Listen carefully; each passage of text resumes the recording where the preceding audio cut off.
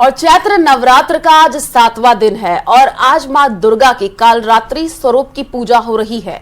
देवी कालरात्रि को मां दुर्गा के 9 अवतारों में बहुत ही क्रोधी देवी माना जाता है। इस दिन विधि विधान से मां दुर्गा की आराधना होती है। देवी दर्शन और पूजन के लिए मंदिरों में भारी भीड़ है।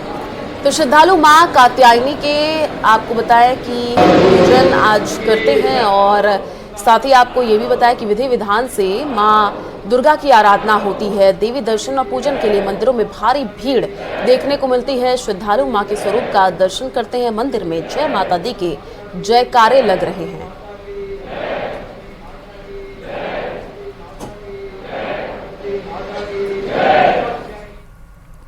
नवरात्र के 7वें दिन को महासप्तमी भी कहा जाता है और नवरात्र के 7वें दिन मां कालरात्रि की पूजा की जाती है।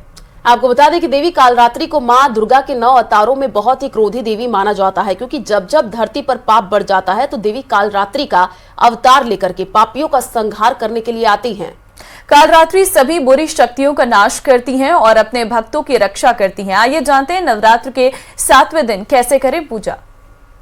नवरात्रि के 7वें दिन माता के किन स्वरूपों की पूजा करनी चाहिए, पौराणिक कथा क्या है उस माता के उन स्वरूपों के पीछे की, और क्या कुछ उपाय करना चाहिए? देखिए, जो 7वां रूप है वो माँ कालरात्रि का है। जिसको माँ को गधे के ऊपर एक उग्र उसमें दिखाया गया है। अगर आप बहुत ध्यान से समझिए, हमारे पास संतान भी है, पति भी है, पत्नी भी है, पैसा भी है, प्रॉपर्टी भी है, हम साधना में भी आगे बढ़ रहे हैं, तो अब हमारे अंदर घमंड सब अहंकार उत्पन्न होने लगता है। तो माँ कालरात्रि हमारी चीजों को समाप्त करने आई है कि आसपास जो भी आपके गुप्त शत्रु हैं, जो आपको कष्ट पहुंचा सकते हैं, जो हमारा अहंकार है, जो हमारा द्वेष है, जो हमारा गुस्सा है, उसको शांत करने आती है माँ।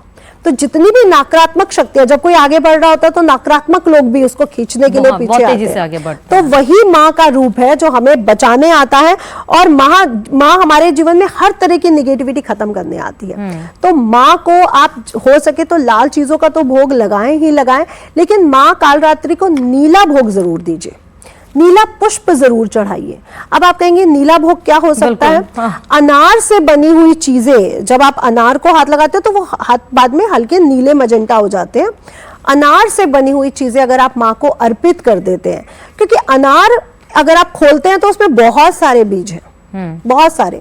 माँ को अनार का चीजें जरूर दीजिए और अगर हो सके तो अपने घर में जो सात्विक चीजें हैं, पेठा है, जो सफेद मिठाई है, वो माँ को अर्पित करिए। और माँ को कमल का फूल जरूर, जो नीला है, पर्पल है, वैसे रंगों का अगर प्रयोग कर लेते हैं तो बहुत विशेष फलों की प्राप्ति होती है।